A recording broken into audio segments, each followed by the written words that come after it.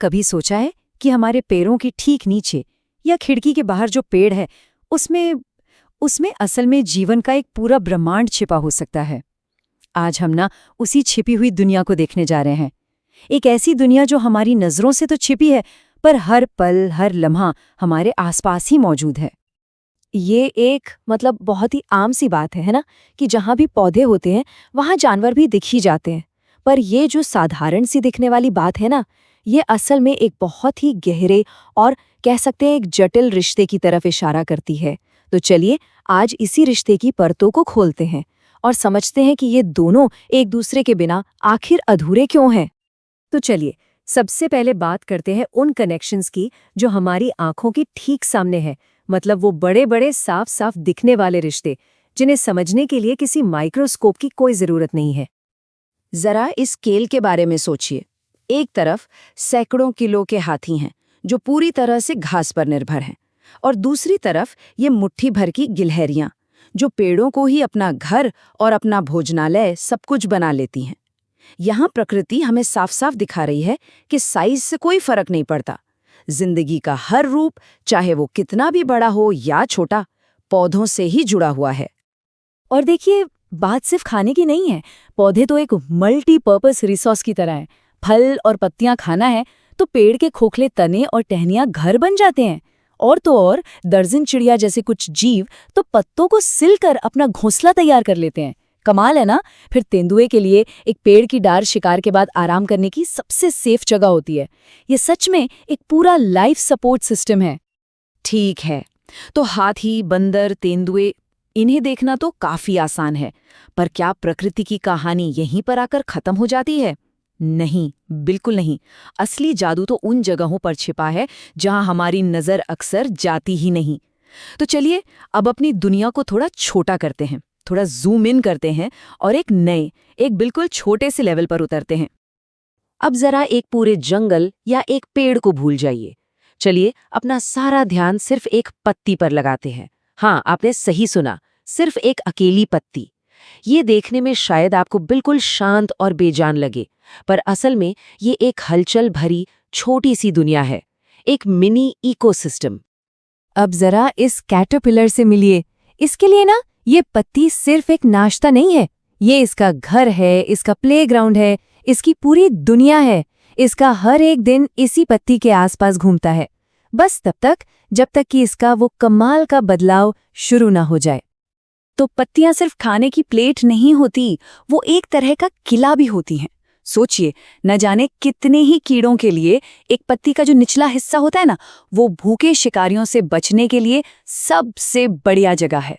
मतलब छिपने की जगह, सुरक्षा, आराम, सब कुछ एक ही जगह पे मिल जाता है। अच्छा, तो हमने ऊपर देख लिया, पत्तों पर भी जिंदगी देख ली। अब चलते हैं और भी गहराई में, यानी जमीन के नीचे।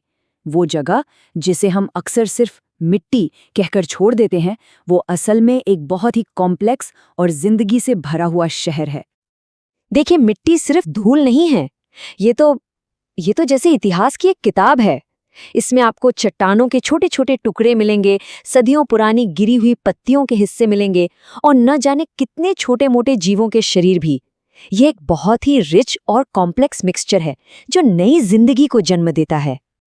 और जानते हैं, हर मिट्टी की अपनी एक अलग ही कहानी होती है।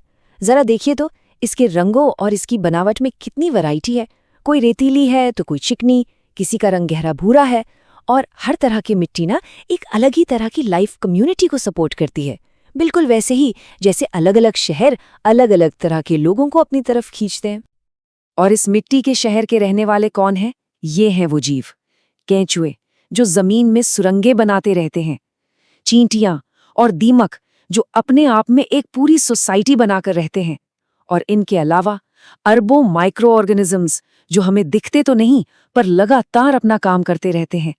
ये हमारी दुनिया के नीचे एक और दुनिया है, एक छिपा हुआ ब्रह्मांड। तो ठीक है, हमने बड़े जानवरों से लेकर बिल्कुल छोटे जीवों तक हर लेवल पर जिंदगी को देख लिया। अब वापस आते हैं अपने सबसे पहले सवाल पर। आखिर जानवर पौधों के इतने करीब रहते ही क्यों हैं? और इसका जवाब आपको जानकर हैरानी होगी, बहुत ही सिंपल है। सारी बात आकर सिर्फ दो बेसिक जरूरतों पर टिक जाती है, खाना और घर। पौधे जानवरों के लिए एक भरे पूरे सुपरमार्केट की तरह है। पत्तियां हैं, फल हैं, फूलों का रस है, सब कुछ मौजूद है। और साथ ही वो एक सेफ घर भी देते हैं, चाहे घोंसला बनाना हो, शिकारियों से छिपना हो या फिर बस आराम से एक झपकी लेनी हो। यही 2 चीजें हैं जो जिंदगी को मुमकिन बनाती हैं।